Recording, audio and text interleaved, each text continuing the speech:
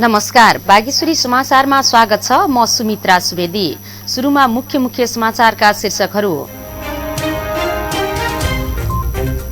धानको ब्याड राख्न व्यस्त किसानलाई मलको अभाव, बाँकेमा डीएपी मल आउँदै युरिया र पोटासको टुङ्गो लागेन।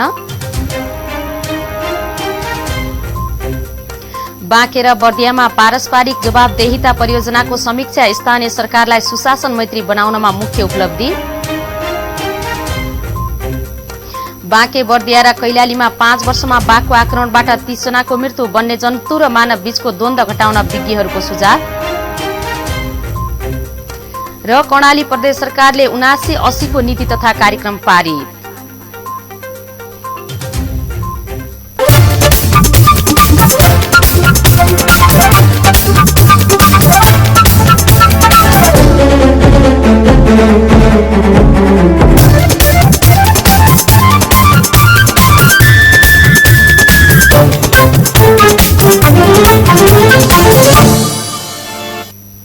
अब समाचार विस्तारमा। धान खेतीका लागि ब्याड राख्न व्यस्त पश्चिम तराईका किसानलाई रासायनिक मलको अभाव चर्किएको छ। अन्नका भण्डारणका रूपमा चिनिने बाँके, बर्दिया, दाङ, कैलाली र कञ्चनपुर लगायतका जिल्लामा विगतका वर्ष जस्तै यो पटक पनि रासायनिक मलको चरम अभाव देखिएको हो। अबको करिब 2 सातापछि रोपाईमा व्यस्त हुने यस क्षेत्रका किसानले ब्याडलाई चाहिने मलका साथै रोपाईपछि आवश्यक पर्ने युरिया, डीएपी, पोटास लगायतको मलको जुहो गर्न सकेका छैनन्। डुडुवा गाउँपालिका 6 का किसान साबितराम यादवले धान सिजनका मल अभाव हुँदा लगानी नै खेर जाने गरेको दुखेसो पोख्नुभयो। कृषि सामग्री कम्पनी लिमिटेड नेपालगञ्जका अनुसार धान खेतीका लागि मात्रै बाँकेका किसानलाई 3000 metric ton urea, 1200 metric ton DAP र 50 मेट्रिक टन पोटास आवश्यक पर्छ। डीएपी मल आउने क्रममा रहे पनि युरिया र पोटासको भने अझै टुङ्गो नभएको कम्पनीका प्रमुख रमेश पौडेलले बताउनुभयो। कम्पनीले बाँकेका 107 सहकारी मार्फत मल वितरण गर्ने गरेको छ। आवश्यकता भन्दा ज्यादै न्यून मल पाएपछि किसानलाई कसरी वितरण गर्ने भन्ने तनावमा रहेको कोहलपुर सहकारी संस्थाका अध्यक्ष हरिबहादुर श्रेष्ठले बताउनुभयो। सरकारले 79-80 को बजेटमा कृषिको आधुनिकीकरण, बजारीकरण र यान्त्रिकीकरण मार्फत 5 वर्षभित्र नेपाललाई कृषिमा पूर्ण आत्मनिर्भर बनाउने उल्लेख छ। तर किसानहरू भने वर्षेनी मल र बिउकै अभावमा पिल्सिनु परेको छ।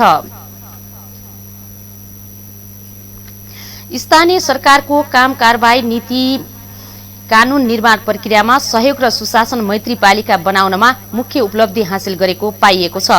बाँके र बर्दिया जिल्लामा सञ्चालित पारस्परिक जवाबदेहिता परियोजनाले नागरिक अभियान, खबरदारी र सरकारको जवाबदेहितामा उपलब्धिमूलक कार्य गरिएको परियोजनाको ठहर छ। परियोजनाले समुदाय तथा जिल्ला स्तरका समस्याको पहिचान र समाधानका लागि वकालत र स्थानीय तहमा नीति कानून निर्माण प्रक्रियामा गरिएको प्राविधिक सहयोगले काम कारबाही प्रक्रियामा सहजता भएको सरकारवालाले बताएका छन्।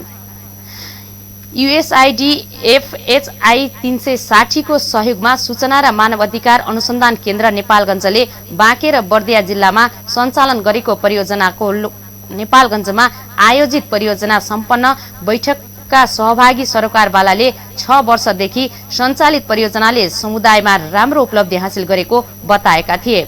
बैठकमा नेपालगञ्ज उपमहानगरपालिकाका मेयर प्रशान्त विष्टले परियोजनाले स्थानीय सरकारको काम कारबाही प्रक्रिया नीतिगत तहमा गरिएको सहयोग सराहनीय रहेको भन्दै नागरिकलाई सूचनाको हक र खबरदारीका लागि गरिएको क्षमता अभिवृद्धिले नागरिक आफै सचेत भएको बताउनुभयो।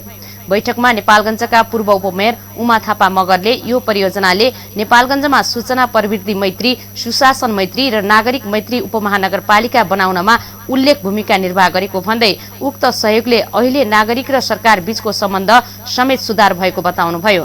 संस्थाले बाँके बर्दिया जिल्लामा यस परियोजना अन्तर्गत 274 वटा क्रियाकलाप सञ्चालन गर्दा 5451 जना प्रत्यक्ष लाभान्वित भएका छन्। बाँके, बर्दिया र कैलालीमा 5 वर्षको अवधिमा बाघको आक्रमणबाट 30 जनाले ज्यान गुमाएका छन्। 2076 यता बाघको आक्रमणबाट 30 जनाले ज्यान गुमाएका हुन्। सबैभन्दा बढी बर्दियामा 23, बाँकेमा 6 र कैलालीमा 1 जनाको मृत्यु भएको हो। पछिल्लो समय बर्दियामा बाघको संख्यामा उल्लेखनीय वृद्धि भएसँगै आक्रमणका घटना पनि बढेका छन्। सन् 2009 को गणनामा बर्दिया राष्ट्रिय निकुञ्ज र मध्यवर्ती क्षेत्रमा 18 वटा बाघ पाइएकोमा 2018 मा उक्त संख्या 87 पुगेको छ। बर्दिया राष्ट्रिय निकुञ्जका प्रमुख संरक्षण अधिकृत विष्णु प्रसाद श्रेष्ठले बाघको आक्रमण बढेसँगै यो समस्यालाई समग्र रूपमै सम्बोधन गर्ने प्रयास गरिरहेको बताउनुभयो। पछिल्लो 3 वर्षमा 5 वटा समस्याग्रस्त बाघलाई नियन्त्रणमा लिएको छ भने एउटामा सेटेलाइट कलर जडान गरिसकिएको छ। श्रेष्ठका अनुसार स्थानीय सरकारसँग मिलेर निकुञ्ज र बस्ती बीचमा तारजाली गरिँदै आएको छ। बाघ संरक्षणमा उल्लेखनीय योगदान पुर्याएका बर्दिया राष्ट्रिय निकुञ्जले यस वर्ष TX2 पुरस्कार पाउँदैछ। नजिकैको खाता करिडोर पनि त्यसै गरी पुरस्कृत हुँदैछ।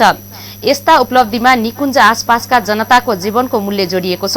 त्यसैले वन्यजन्तु संरक्षण कार्यक्रमको केन्द्रमा जनजीविकालाई राख्न विज्ञहरूको सुझाव छ। बाँकेको राप्ती सोनारी गाउँपालिकामा नेपाली कांग्रेसका युवाहरूको सामाजिक कार्यक्रमका कारण किसानहरूलाई राहत मिलेको छ। लामो समय बन्द रहेको गाउँपालिकाको वडा नम्बर 6 स्थित फतेपुर नहरमा कांग्रेसका युवाहरूको आफ्नै व्यक्तिगत खर्चले नहरमा पानी भित्र्याउन सफल भएका छन्। वर्षा नभएका कारण धानको बिउ राख्ने समय आउन लाग्दा पनि बिउ बिजन राख्न नपाएर मर्कामा परेका वडा नम्बर 6 र 7 का किसानहरूका लागि विगत 6 महिनादेखि बन्द रहेको नहरमा पानी भित्राउन युवाहरूले बिहिबारदेखि आफ्नै स्रोत साधन प्रयोग गरी नदीमा बाँध बाँधेर नहरबाट सिंचाइका लागि भित्राएका हुन्। विगत 6 महिना बढी समयदेखि जनप्रतिनिधि र जल उपभोक्ता समितिको उदासीनताले आजित भएका किसानलाई कांग्रेसका युवाहरूको सहयोगले ठूलो राहत मिलेको छ। तपाई अहिले बागेश्वरी समाचार हेर्दै हुनुहुन्छ। बागेश्वरी समाचारमा अहिलेलाई केही बेर व्यापारिक विश्राम। दिदी कस्तो छ तपाईलाई अनि बाबुलाई? हामी दुवैलाई ठीक छ बहिनी। कोरोना विरुद्धको खोप लगाउनु भयो त? छैन नि बहिनी। यस्तो सुत्केरी अवस्थामा लगाउन हुने हो कि नहुने हो? हामी त अलमल्लमै छौं। सुत्केरी र बच्चालाई दुध खुवाइरहेकी महिलाले पनि कोभिड-19 विरुद्धको खोप लगाउनु मिल्छ नि? ए हो र? हो नि दिदी। दाइलाई लिएर आज नै नजिकैको खोप केन्द्रमा खोप लगाउन जानु होला दिदी। हस्, अब त्यसै गर्नु पर्ला। हो, सुत्केरी र बच्चालाई दुध खुवाइरहेकी आमाले कोभिड-19 विरुद्धको खोप लिन जरुरी छ। यसले आमा वा बच्चाको स्वास्थ्यमा कुनै असर गर्दैन। त्यसैले टुक्क भएर लगाउनुहोस्। खोप लगाऊ, सुरक्षित बनाऊ।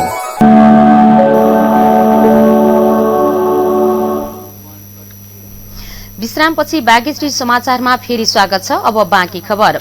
कर्णाली प्रदेश सरकारको आगामी आर्थिक वर्ष 2079-80 को नीति तथा कार्यक्रम पारित भएको छ। 2 दिनसम्म प्रदेश सभामा छलफल गरिएको प्रदेश सरकारको नीति तथा कार्यक्रम बहुमतले पारित भएको हो। प्रदेश सभाको 10औं अधिवेशनको 11औं बैठकमा सभामुख र राजबहादुर शाहीले नीति तथा कार्यक्रम पारितका लागि सभामा प्रस्ताव पेश गर्न मुख्यमन्त्री जीवनबहादुर शाहीलाई समय दिनुभएको थियो। त्यसैगरी सभामुखले कर्णाली प्रदेश सभा नियमावली 2074 लाई दोस्रो संशोधन गर्न गठित समितिको प्रतिवेदन सभा समक्ष पेश गर्न समितिका अध्यक्ष दिनबन्धु श्रेष्ठलाई समय दिनुभएको थियो।